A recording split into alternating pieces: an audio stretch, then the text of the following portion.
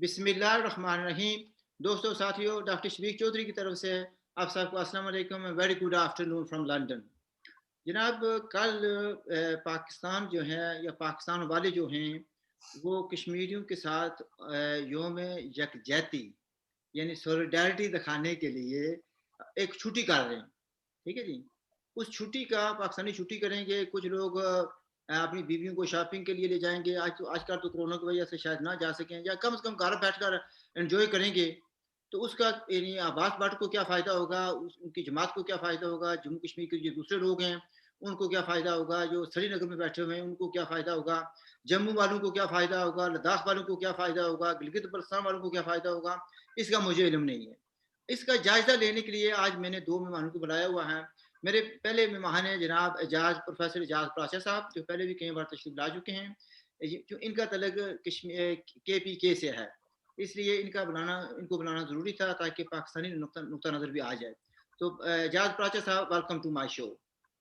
शुक्रिया जान। और मेरे दूसरे मेहमान हैं जनाब अब्बास भट्ट साहब, जो कि कश्मीर नेशनल पार्टी के चेयरमैन हैं, किसी तारफ़ के मुताज नहीं है, कई बार यहाँ तशरीफ ला चुके हैं। अब्बास भट्ट साहब, welcome to my show. Thank you doctor साहब। अच्छा जनाब, प्राचा साहब, आपने सुन लिया कि कल ये नहीं कि इस वक्त इमरान खान की हुकूमत है तो वो छुट्टी कर रहे हैं। इससे पहले भी हुकूमतें ये छुट्टियां करती आई हैं हमारे नाम पर, ये हमारे नाम पर। अब तो क्योंकि कोरोना की वजह से लोग सिनेमा घर नहीं जा सकते, या शायद बाहर पार्कों में नहीं जाते होंगे, या शॉपिंग के लिए नहीं जाते होंगे, मुझे पता नहीं है, जाते होंगे। तो यानी दूसरे लफ्ज़ों में, अगर आप शॉपिंग करने के लिए जाते हैं या फिल्म देखने जाते थे, या कुछ और अपना शुगल करना चाहते हैं, किसके नाम पर? मेरे नाम पर, जम्मू कश्मीर के नाम पर। तो आपको बहुत मुबारक हो जनाब, आप हमारे नाम पर छुट्टी कर रहे हैं। जहाँ प्राचा साहब, आप क्या कहते हैं इस बारे में? बिस्मिल्लाहिर्रहमानिर्रहीम। डॉक्टर साहब, जैसे कि आपने बताया कि ये तो कश्मीरियों के लिए है और ये तो अरसा-दराज से होती चली आ रही है, कुछ एक दिन की बात नहीं है। मुझे ज़्यादा तो इल्म नहीं, लेकिन मेरा ख़्याल है कम से कम 15-20 साल से तो ये छुट्टी चली आ रही है। हाँ, 1990 इसका में क्या छुट्टी इम्पैक्ट थी। होता है कश्मीरियों की आज़ादी पे, इसका क्या असर पड़ता है, क्या नहीं पड़ता? ये एक डिबेटेबल क्वेश्चन है कि आया इससे हम लोगों को, जैसे कि हम तो वैसे कायद-ए-आज़म का भी दिन मनाते हैं और उसकी तालीमात से भी हम कुछ नहीं सीखते, और हम अल्लामा इकबाल का भी दिन मनाते हैं। उनके भी फ़लसफ़े और तालीमात का हमारे पर कोई ख़ास फ़र्क असर नहीं पड़ता। तो इसी तरह से यौम यकजहती भी मना लेते हैं, तो कश्मीरियों को चाहिए बर्दाश्त करें। योम यकजहती पर आप हंसे क्यों हैं? क्या मतलब है योम यकजहती? इस पर आपके चेहरे पर एक बड़ी चीखी सी स्माइल थी, मतलब क्या था आपका कहने का? डॉक्टर साहब, आप ऑलरेडी आपका यूट्यूब चैनल बंद हो चुका है, तो मैं नहीं चाहूँगा कि आपका ये ज़ूम का भी बंद हो जाए। इसलिए मैं एहतियात करता हूँ इस मामले में। अच्छा जी। तो इन्हें आप इन दूसरे लफ्ज़ों में आप लोग छुट्टी कर रहे हैं, पाकिस्तान के अवाम जो छुट्टी कर रही है कश्मीर के नाम पर, ठीक है? जी। तो इससे हमें क्या फ़ायदा पहुँच रहा है? आपको तो फ़ायदा पहुँच रहा है कि यू इन आप got a day of. Doctor साहब, बुनियादी तौर पे ये जो दिन होते हैं, ये इसलिए होते हैं कि इससे उस मसले की अहमियत दुनिया में उजागर की जाए, और उस मसले के ऊपर अवाम में, मतलब एक कंसेंसस बिल्ड किया जाए, एक लोगों की राय को हमवार किया जाए, पैदा किया जाए। हुँ, लेकिन देखा जाए तो इन यौम से कुछ भी नहीं फ़र्क पड़ता। आप सोचें, कुछ दिन पहले मोदी के जीतने की दुआएँ करने के बाद पाकिस्तानी वज़ीर-ए-आज़म इमरान खान ने ये कहा था कि हम जुमे के जुमे छुट्टी भी वतनी एहतजाज भी किया करेंगे। लेकिन वो क्या तसलसल कायम रहा, और उसका क्या इम्पैक्ट हुआ, क्या नहीं हुआ। तो ये सब वैसे ही सुनी-सुनाई बातें हैं, इससे कोई ख़ास मतलब कम से कम अगर पाकिस्तानी नुक्ता नज़र से देखें तो मुझे नहीं लगता कोई इससे फ़र्क पड़ता है। यानी कम से कम इमरान खान की ये दुआ तो कबूल हो गई ना कि मोदी साहब दोबारा इलेक्शन जीत कर आ जाएँ। शायद उनका कोई एजेंडा होगा ना काम में भी, अगर मैं जीत कर आ गया तो ये करूँगा मैं और आप ये करेंगे। तो यूँ दूसरे उसमें कोई गिव एंड टेक तो हुई होगी ना उनकी आपस में, या कोई अंडरस्टैंडिंग हुई होगी ना? अ, मुझे तो इसका इल्म नहीं है, लेकिन ये बात ज़रूर है कि जब इमरान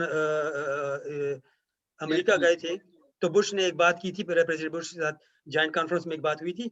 बुश ने कहा था कि मोदी मेरा दोस्त है और इमरान भी मेरा दोस्त है, और मोदी ने मुझे कहा इसमें कुछ आप हमारी हेल्प करें, तो मैंने उसे कहा कि कोई मसला नहीं, और मेरे कुछ पाकिस्तानी भी दोस्त हैं। बुश मैं ने इमरान आपकी बुश का oh sorry sorry sorry Trump sorry Donald Trump ने कहा, हाँ ठीक मेरे मेरे मुंह से गलती से बुश निकल गया। ठीक। असल में आपको बताया कि मैं अभी सो के ही जागा हूँ, तो अच्छा, तो वो डोनाल्ड ट्रंप ने उनको कहा था कि मेरे कुछ दोस्त हैं जो अमरीकी हैं, और मैं इमरान खान की बीवी से मुलाकात करवाऊंगा, और इसमें हम कुछ सालिसी का रोल प्ले करने की कोशिश करेंगे। और फिर वहां से आने के बाद कुछ फंडिंग का भी एक्टिविटी कुछ थोड़ी तेज हो गई, सरगर्मी हो गई, तो और उसके बाद फिर उनकी दुआएं भी हो गई मोदी के जीतने की। अच्छा तो समझ नहीं आ रही कि यह क्या कनेक्शन है, इनके बीच में क्या कनेक्शन है, मुझे समझ नहीं आ रही कि डोनाल्ड ट्रंप के साथ मुलाकात, फिर उसमें कश्मीर का तस्करा, फिर उसके बाद मोदी के लिए दुआएं, ना सॉरी, फंडिंग, फॉरेन फंडिंग, फिर उसके बाद मोदी के लिए दुआएं, और फॉरेन फंडिंग में फिर जिन मुल्कों का और जिन लोगों के नाम आना, और उसके बाद कश्मीर का आर्टिकल 370 रिवोक होना, और उसके बाद फिर क्या कहना चाहिए इसको, इसराइल को तस्लीम करने की बातें होना, ये सब कुछ मुझे लगता है कोई एक ही सिलसिले की कड़ियां लग रही हैं। आप समझते हैं कि कुछ ये एक बहुत बड़े एजेंडे का हिस्सा मुमकिन तौर पे है ठीक। लोग मतलब ऐसी अफवाहें चल रही हैं, और ऐसी बातें आपको भी पता है कि लंदन में भी हो रही हैं और दुनिया की दूसरी जगह पे भी हो रही हैं। अच्छा अब्बास भट्ट साहब, ये जो योम यकजहती है, इसको कुछ लोग कहते हैं कि योम फ्रॉड, कुछ कहते हैं योम मुनाफिकत, तो आप इसको क्या कहते हैं या क्या समझते हैं? बिस्मिल्लाहिर्रहमानिर्रहीम।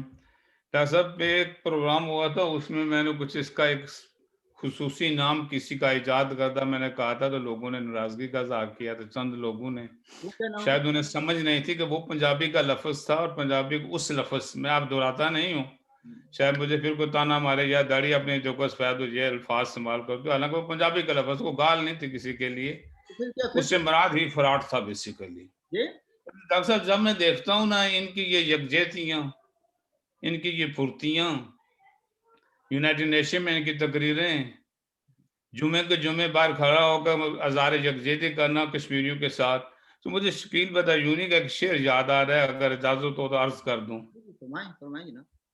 फरमाते हैं, मुझे छोड़ दो मेरे हाल पे, अच्छा मुझे छोड़ दो मेरे हाल पर, तेरा क्या भरोसा है चार अगर, ये हाँ, तेरी नवाज से मुख्तसर मेरा दर्द और बढ़ा न दे। बढ़ा ना दे, बिल्कुल सही। दूसरा ऐसा उसका, कभी जाम मुँह से लगा दिया, हम्म, जाम मुँह से लगा दिया, कभी मुस्कुरा के हटा दिया, हम्म। तेरी छेड़छाड़ मेरे साथ किया, मेरी तशनगी को बढ़ा न दे। ये इस तरह की स्माइल तो प्राचा साहब के चेहरे पर भी थी, मैंने कहा था ये चीज की स्माइल क्या है, शायद चलो आपने वजात कर दिया, ठीक है। या देखें इनके, बाकी सर यहाँ तक तल्लक है योम यकजहती का, मैं कोई इतना बड़ा आलम फाजल तो इंसान हूँ नहीं, आपने डेफिनेटली इस पर बहुत सी रिसर्च की हुई है।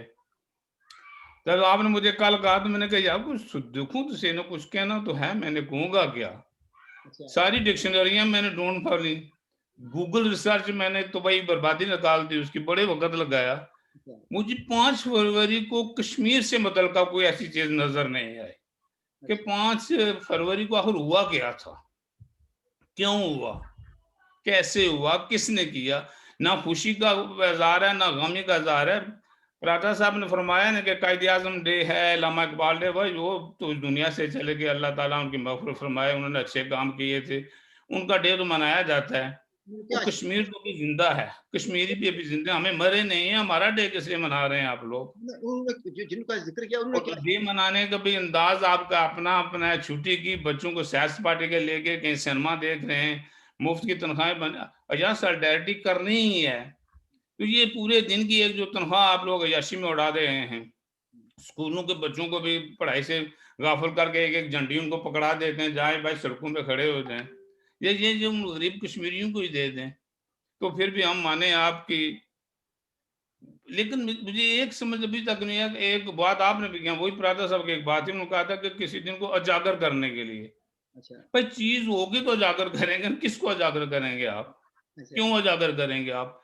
हकीकत डॉक्टर साहब जो मैं जिस नतीजे पर पहुंचा देखने सुनने के बाद, क्योंकि ये दिन शुरू 1990 में हुआ था, जी, मैं सिंपल मेरा अपना अंडरस्टैंडिंग जो है वो नून लीग और पीपल्स पार्टी की अपनी चपकलश में ये दिन मनाया गया असल में, और कुछ भी नहीं था। क्योंकि हकीकत हुई क्या, 1984 में जब मकबूल भट्ट शहीद को फांसी दी गई, तो 1984 उसके बाद उनकी जो फलसफा आज़ादी था, एक आज़ाद और खुदमुख्तार कश्मीर का वो परवान चढ़ रहा था, लोगों के ज़हनों में आ रहा था। कश्मीरी मेजॉरिटी सोचने पर मजबूर हो गए थे, आया भाई हम इसका हिस्सा बनने या उसके हिस्सा बनने के, भाई मकबूल के फलसफा आज़ादी पर क्यों ना काम किया जाए, उस सोच में इजाफा हो रहा था।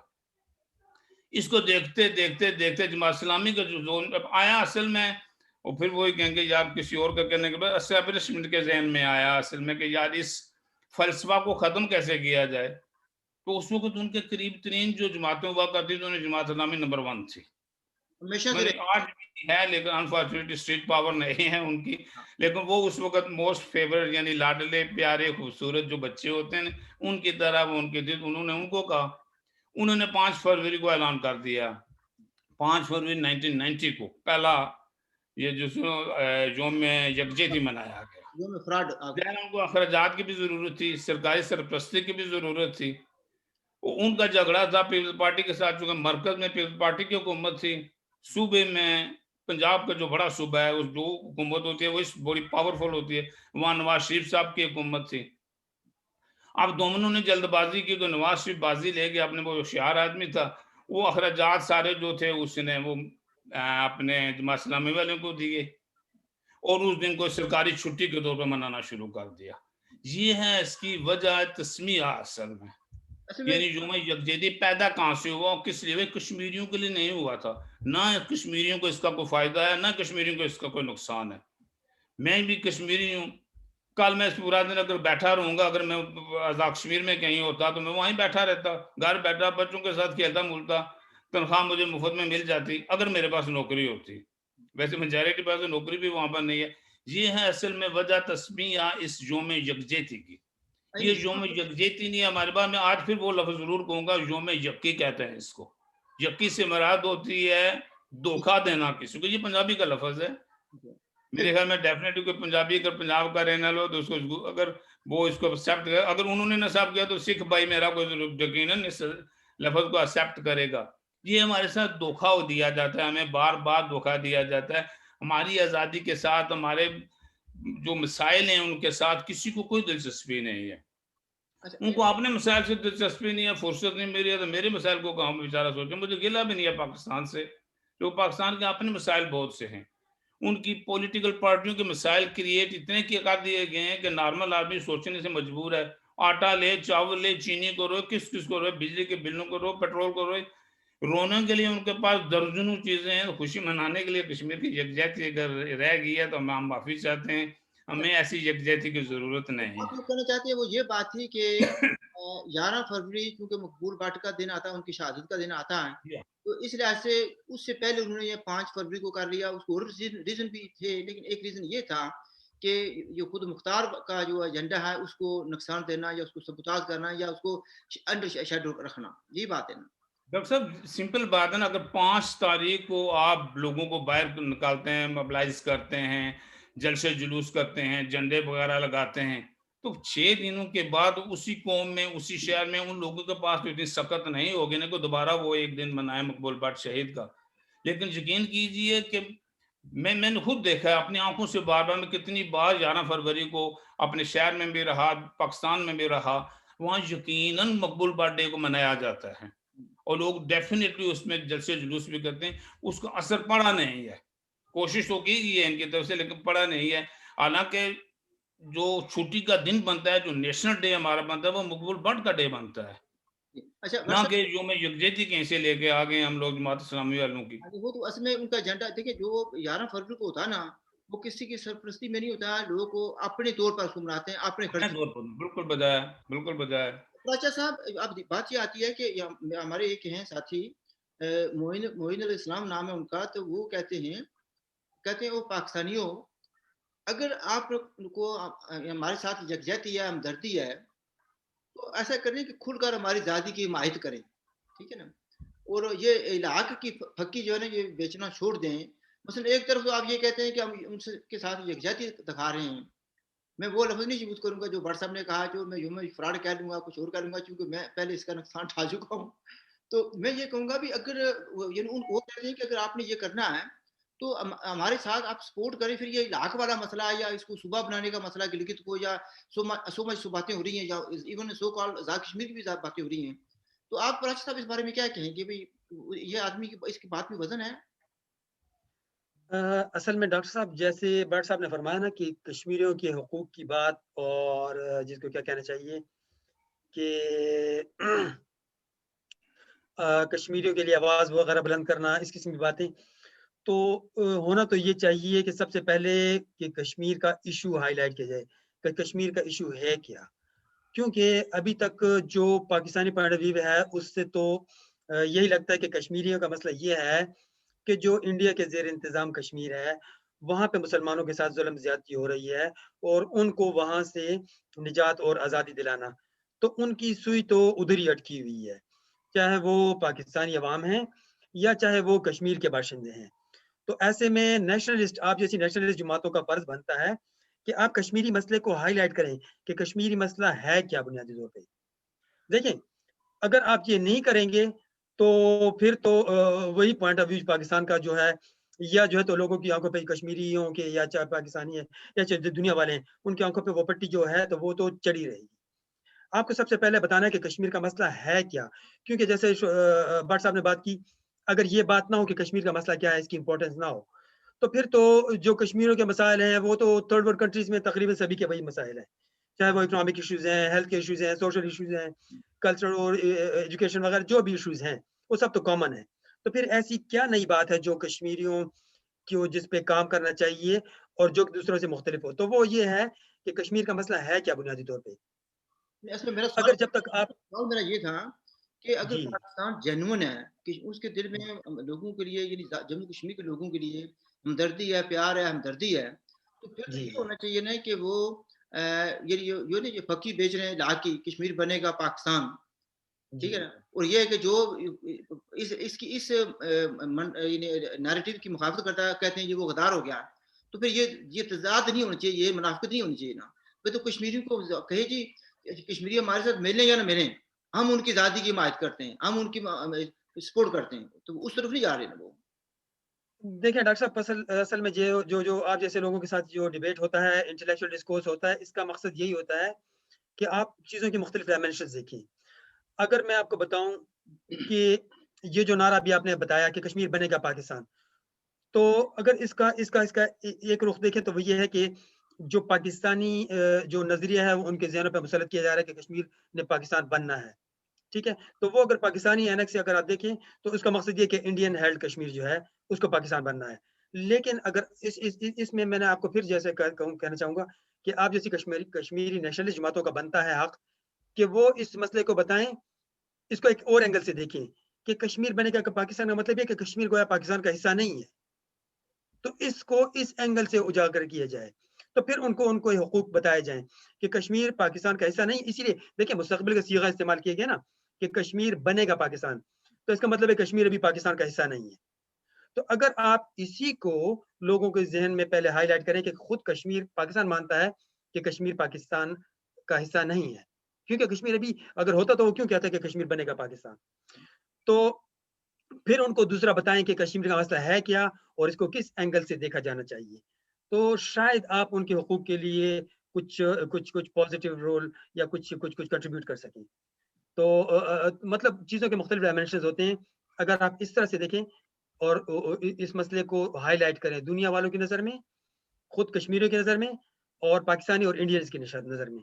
तो फिर इस मसले पे रोशनी हर एक को ज़रूरत पेश आएगी। अभी तो एक नारा है रटा-रटाया जो वो भी बोल रहे हैं, हम भी बोल रहे हैं और कॉन्सेप्ट ये बन रहा है कि जो इंडियन हेल्ड कश्मीर है, पाकिस्तानी साइड में चाहे पाकिस्तानी अवाम है या पाकिस्तान में कश्मीरी अवाम है, तो वो यही सोचते हैं कि वो जो इंडिया के ज़ेर कब्ज़ा ज़ेर इंतज़ाम कश्मीर है, उसको पाकिस्तान का हिस्सा बनना है।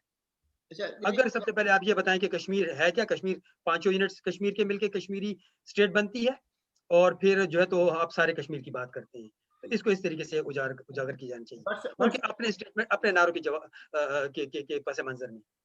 अच्छा भट्ट साहब, इन्होंने जिक्र किया कि कश्मीर बनेगा पाकिस्तान, तो इससे साबित तो ये होता है कि कश्मीर, जम्मू कश्मीर जो है ना पाकिस्तान का हिस्सा नहीं है। ये जो जी मर्जी कहते रहना, ठीक है जी। जी तो फिर ये है कि आपने article 257 of the constitution of Pakistan भी पढ़ा हुआ है, तो उसमें क्लियर लिखा हुआ है with reference to United Nation पे, जब कश्मीर, जम्मू कश्मीर आज़ाद हो जाएगा तो उसके बाद वो फैसला करेंगे भी उन्होंने क्या करना है, पाकिस्तान के साथ क्या रिलेशनशिप रखना है।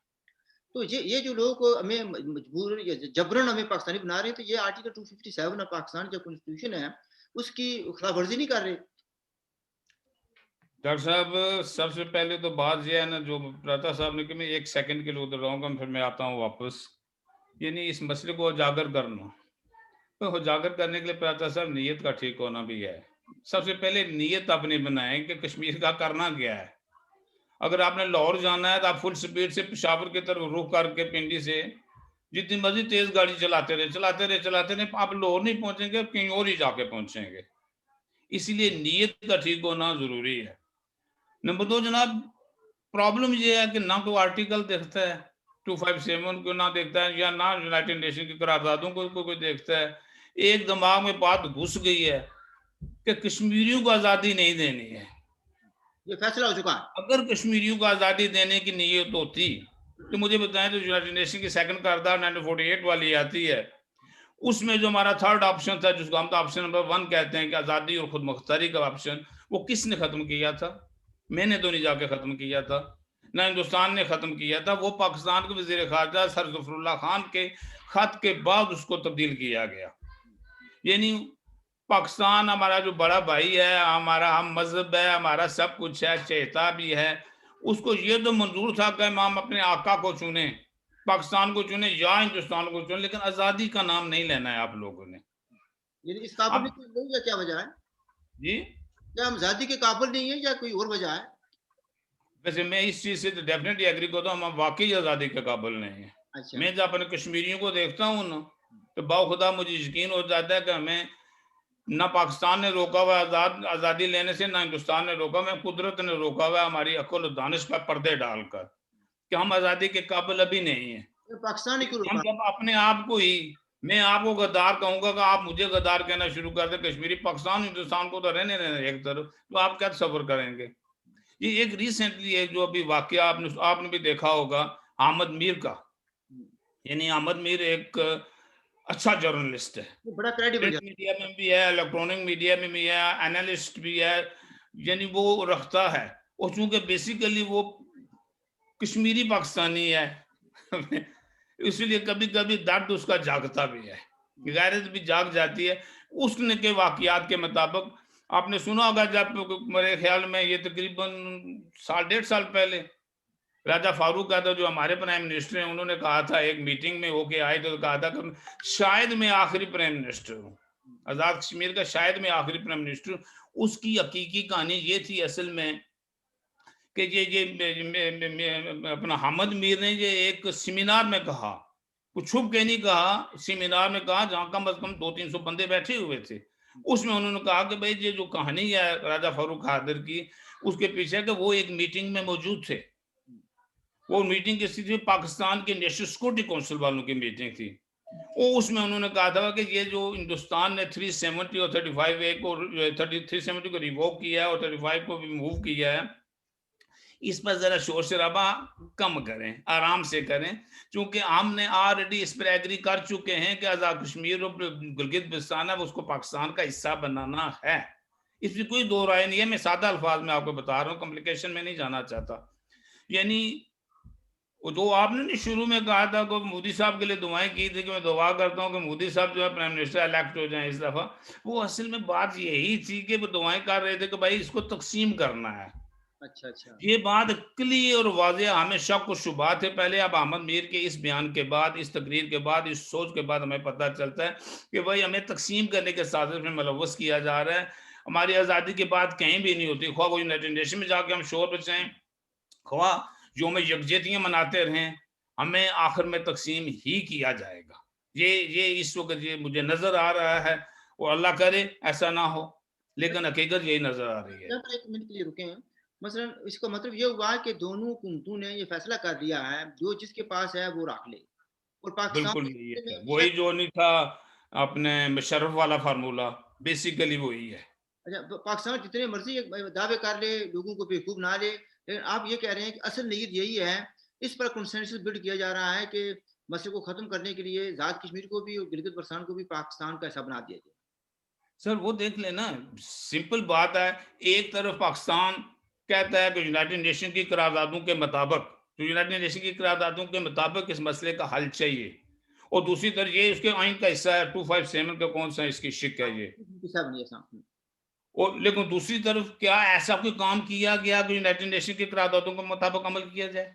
यूनाइटेड नेशन की करारदादें सारी दुनिया ने पड़ी हुई हैं। उसका पहला स्टेप है, फर्स्ट स्टेप है कि पाकिस्तान तमाम मलेशिया, तमाम आर्मी, तमाम पठान जो कुछ है उनको बाहर निकाले वहां से। सही है, भाई पहला कदम होगा तो दूसरा कदम को उठाएगा ना। सही है। हिंदुस्तान की नीयत भी कुछ सही नहीं है ये ना कि हिंदुस्तान पर हमें जो प्लेट में रख कर कश्मीर देगा, नहीं उसने भी नहीं है।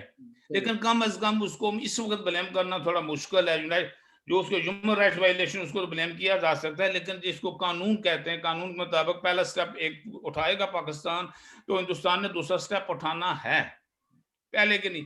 लिहाजा जो पाकिस्तान के अरबाब इख्तियार हैं, जो अपने आइन 257 की शिक की खिलाफ वर्जी करते हैं, उन्हें क्या कहते हैं? हमें तो गद्दार कह दिया, आपको गद्दार कह दिया, हम उन्हें क्या कहें? आइन हमारा नहीं है, लेकिन उसके खिलाफ वर्जी पर हमें गद्दार तो नहीं कहा जा सकता। तो उससे प्राचा आइन जिनका है, अगर वो अपने आइन के खिलाफ वर्जी करें तो उनके लिए जो लफ्ज आप पसंद करें चुन लें, मैं नहीं कुछ कहता। अच्छा, प्राचा साहब से पूछते हैं। प्राचा साहब, बात ये आती है, अगर दोनों मुल्क इस पर तय कर लिया है कि इसको तकसीम करना है, और फिर अपने ही आइन की खिलाफ वर्जी कर रहे हैं, तो जो आदमी अपने मुल्क के आइन की खिलाफ वर्जी करे तो उसको क्या कहा जाता है? डॉक्टर साहब, ये तो खैर आपको भी पता है कि अपने आइन से गद्दारी खिलाफ वर्जी करने वाला गद्दारी कहलाता है। इसमें कोई पूछने वाली बात तो नहीं है, 2+2 वाली बात है ये तो। लेकिन मैं आपको इस सिलसिले में भट्ट साहब की बातों की और आप लोगों की इस सारी बहस के मुतालिक ये बात करूंगा कि डॉक्टर साहब, एक बात तो पक्की है कि वो एक बात मशहूर है कि जी जब तक बच्चा रोए नहीं तो माँ उसको तवज्जो नहीं देती। अब देखिए बच्चे को और माँ का प्यार कितना मशहूर नहीं, है। अच्छी माँ को तो ख्याल रखना चाहिए ठीक कि है, बच्चे का दूध का टाइम हो गया। अच्छी माँ को ठीक है। हाँ जी, दूध की हो गया या किसी और ज़रूरत का हो गया, तो वो जब तक वो रोए नहीं। अच्छा, तो इसी तरह से कश्मीरी अगर जब तक अपने मसले को नहीं पेश करेंगे, तो इंडिया और पाकिस्तान को उससे रोने कोई की गरज। टाइम टेबल भी है, कितने दिन रोए या कितने हफ्ते रोएगा तो दूध मिलेगा या? खैर वो तो मैंने एक मिसाल पेश की आपको, मतलब है कि ज़ाहिर बात है कि 2 किसी मुल्क के मसले को आप उसके साथ इस तरह से नहीं कंपेयर कर सकते। लेकिन मैं जो बात कह रहा हूँ वो ये है कि अगर कश्मीरी खुद अपने मसले को नहीं उठाएँगे, तो दुनिया की ताकतों को और फिर गासिब कुव्वतों को क्या पड़ी है कि वो उनके मसले को उठाएँ। एक बात तो ये हो गई। दूसरी बात ये हो गई कि आपने देखा होगा कि थर्ड वर्ल्ड कंट्रीज़ या अफ्रीकन कंट्रीज़ या कोई भी थर्ड वर्ल्ड कंट्रीज़ हो, चाहे वो एशियन हो चाहे अफ्रीकन, वहाँ पर तो आपकी आवाज़ सुनी नहीं जाती। आवाज़ सुनी जाती है मुहज़्ज़ब दुनिया में। मुहज़्ज़ब दुनिया आजकल यूरोप, अमेरिका यही मुहज़्ज़ब दुनिया कहलाती है। और अगर आप देखें कि कश्मीरियों की एक बड़ी तादाद, बहुत बड़ी अच्छी खासी परसेंटेज, वो इस वक़्त यूरोप और अमेरिका और मतलब बैरून मुल्क है, डायस्पोरा। तो अगर वो आवाज़ उठाएँ, तो यकीनन वो आवाज़ सुनी जाएगी। तो इसके लिए ज़रूरी ये है कि कश्मीरी डायस्पोरा ऐसे फ़ोरम बनाए आपस के इख्तिलाफ़ात छोड़ के, जो स्पेशली नेशनलिस्ट हैं। क्योंकि गासिब कुव्वतों ने तो उन नेशनलिस्ट के अंदर भी अपने एलिमेंट्स दाखिल कर दिए हुए हैं और वो उनको उन लाइनों पे नहीं चलने देते जो वो अपनी पॉलिसी पे गामज़न रखे हुए हैं। लेकिन फिर भी आखिर इस कश्ती को अगर आगे चलाना है, तो उसके लिए ज़रूरी ये है कि ऐसे फ़ोरम बनाए जाएँ कश्मीरियों के बैरून मुल्क में, और ऐसे इंटरनेशनल फ़ोरम बनाए जाएँ जिसके ऊपर इस आवाज़ को उठाया जाए। तो फिर मुमकिन है, वरना तो जैसे अभी आपने कहा कि ना पाकिस्तान आज़ादी देगा, ना इंडिया आज़ादी देगा। इंडिया कैसे आज़ादी देगा कि वहाँ पे उसकी 7 लाख या 10 लाख की जो भी फ़ौज पड़ी है, वो पड़ी हुई है। पाकिस्तान जो वहाँ के वसाइल यूज़ कर रहा है, वो कैसे दस्तबरदार होगा उससे? तो ये एक बड़ा कॉम्प्लेक्स और कॉम्प्लिकेटेड इश्यू है। इसको उठाने के लिए एक बहुत बड़ा जो है तो वे आउट यही है कि कश्मीरी जो बैरून मुल्क हैं, वो फ़ोरम बनाएँ। फ़ोरम तो ऑलरेडी मौजूद भी हैं, लेकिन ऐसा एक बड़ा फ़ोरम बनाएँ कि जिसमें तमाम नेशनलिस्ट इकट्ठे हों और एक पॉइंट ऑफ कॉमन इंटरेस्ट हो कि कश्मीर की वो बात आगे। उम, अच्छा, मैं आपको हाँ, रह गया। आज़ादी के लिए। अच्छा, अब्बास भट्ट साहब, भाई ये नहीं, आपने अपना नुक्ता नज़र पेश किया, प्राचा साहब ने अपना नुक्ता नज़र पेश किया। एक बात तो ये तय होगी कि ये योम में यकजहती नहीं है, सॉलिडारिटी नहीं है, बल्कि ये इसको मुनाफ़िक़त कह सकते हैं, सियासत कह सकते हैं। तो जो आपने कहा था वो मैं नहीं कहूँगा, ठीक है जी। अच्छा, वो अब कह मसले सकते पे हैं या आता है नहीं? कि अगर आप ना कहें लेकिन क्या वो आप कह सकते हैं? जी? कहें नहीं लेकिन क्या आप कह सकते हैं प्राइवेटी में? अच्छा, अच्छा प्राइवेटली कह दूँगा आपको, ठीक है। अच्छा, ये अब मतलब मैं ये कह रहा हूँ कि अगर पाकिस्तान को सचमुच में जम्मू कश्मीर के लोगों के साथ हमदर्दी है, प्यार है और उनकी आज़ादी की वो हिमायत करते हैं, तो उनके लिए जो अर्थ कहते हैं लिटमस टेस्ट ये है कि वो गिलगित-बल्तिस्तान जो कि उनके कंट्रोल में है या उनके कब्ज़े में है, इंडिया के कब्ज़े में नहीं है। आप इंडिया को 101 गालियाँ दे लें, वो ये भी कह रहे हैं कि वहाँ पर ज़ुल्म हो रहा है, रेप्स हो रहे, ज़्यादतियाँ हो रही हैं, उसको छोड़ दें, इंडिया कर रहा है ना। आप अगर अच्छे हैं, इंडिया से अच्छे हैं, तो आप ऐसे करें कि गिलगित-बल्तिस्तान और आज़ाद कश्मीर को, सो कॉल्ड आज़ाद कश्मीर को इकट्ठा करके उसको तस्लीम कर दें, कि जी ये एक आज़ाद खुद मुख्तार मुल्क है। और फिर ये उसको तस्लीम करने के बाद दूसरों को भी बोलें कि वो तस्लीम करें। फिर उसके बाद ये जम्मू कश्मीर के लोग जाने और हम जाने या इंडिया जाने, तो क्या बिल्कुल खतरा बजाया डॉक्टर साहब। पाकिस्तान के लिए?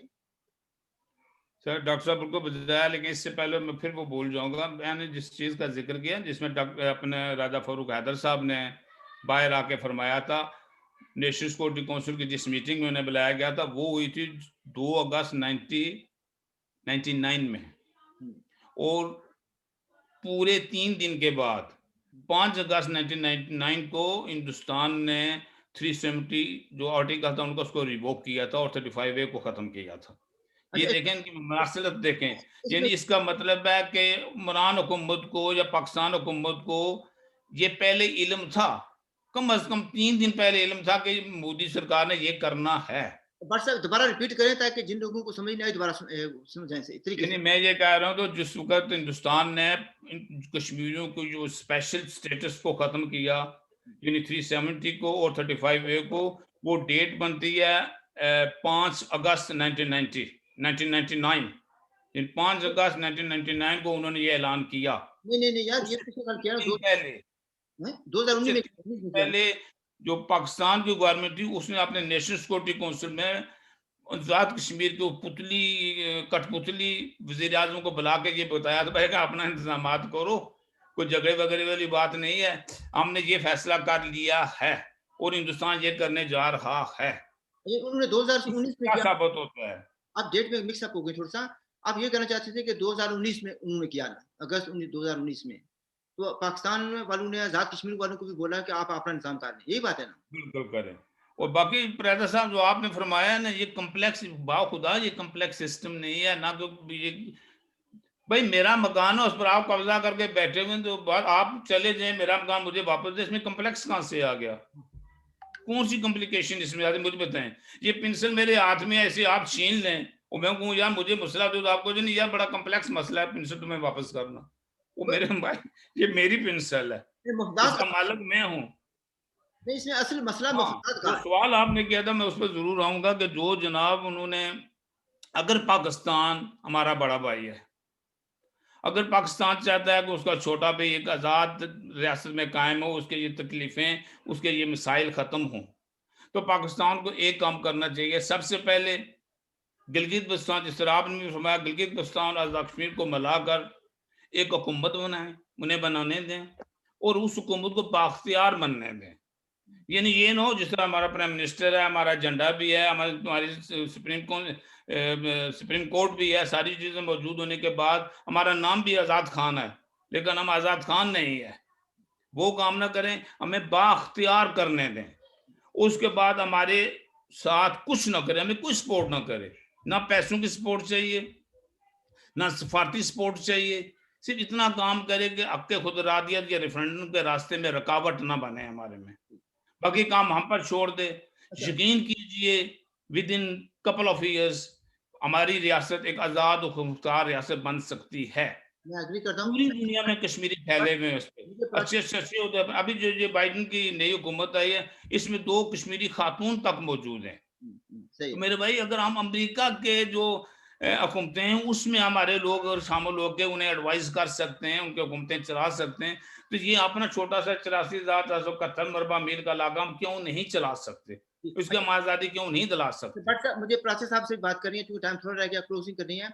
अच्छा प्राचा साहब, आपने जो बात सुनी, भई अगर पाकिस्तान को हमदर्दी है, सच में दिली हमदर्दी है, तो वो आज़ाद कश्मीर और गिलगित बल्तिस्तान को इकट्ठा करके तस्लीम कर ले, एक वन यूनिट बन जाए, ताकि लोग अपने मसाइल खुद हल कर सकें और अपनी स्ट्रगल को खुद चलाएं। तो हिंदुस्तान से जैसे चाहें वो लड़ाई करें, उनकी अपनी मर्जी है ना। तो आप क्या कहते हैं इस बारे में?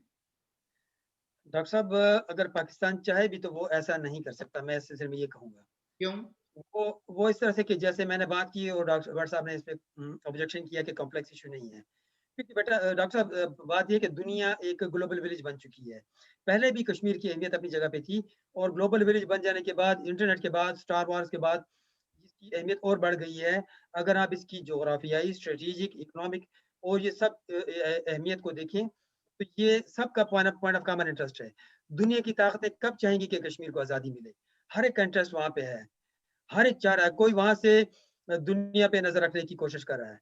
कोई वहाँ के ट्रेड रूट्स को यूज़ करने के चक्कर में है और कोई वहाँ से मादनियात और सोना-चांदी और उसकी वसाइल को लूटने के चक्कर में है। तो हर एक के अपने-अपने इंटरेस्ट हैं। तो वो कब चाहेंगे कि ये इसकी यूनिफ़िकेशन हो जाए और इन लोगों को इनके हकूक मिले और इनकी आज़ादी हो। वो तो चाह रहे हैं कि स्टेटस को कायम रहे और जो चल रहा है जैसे ही वैसे ही चलता रहने दें। इस वजह से ये कॉम्प्लेक्स बन चुका है। अच्छा, चलिए पर अच्छा साहब, टाइम खत्म हो गया। भट्ट साहब, लास्ट 20 सेकंड में कुछ बात कह दें, आप करना चाहें तो। मैं सिर्फ इतना कहूँगा सबसे कि बा खुदा रहा अपनी नीतियाँ ठीक करो। आप भी जियो, हमें भी जीने दो। आप भी अच्छा खाना खाओ, हमें भी ज़िंदा रहने के खाने दो। अच्छा, आप चावल भी सस्ते खाओ, आटा भी सस्ता खाओ, चीनी भी सस्ता खाओ। ये सारी महँगाई असल में और कुछ भी नहीं है सिवाय आपके डिफेंस अखराजात की है। अपने डिफेंस अखराजात कम करो, आप भी खुश रहो, हमें भी खुश रहने आप दो। कह रहे हैं कि मसला वर्दी का है। एनीवे, नाजरीन, आपने बात सुनी। हम ये कहना चाहते थे कि ये योम में यकजहती नहीं है, बल्कि योम में मुनाफत कह सकते हैं या धोखा कह सकते हैं, फ्रॉड कह सकते हैं। इससे मसला कश्मीर को कोई तकलीफ नहीं पहुंच रही, ना कश्मीर के लोगों, जम्मू कश्मीर के लोगों को कोई फायदा पहुंच रहा। I leave it at that. इस पर खत्म करते हैं। See you next time with either मैं खुद कोई बात करूंगा या कुछ मेहमानों के साथ बात की जाएगी। हमारी तरफ से खुदा हाफिज। खुदा हाफ़िज़।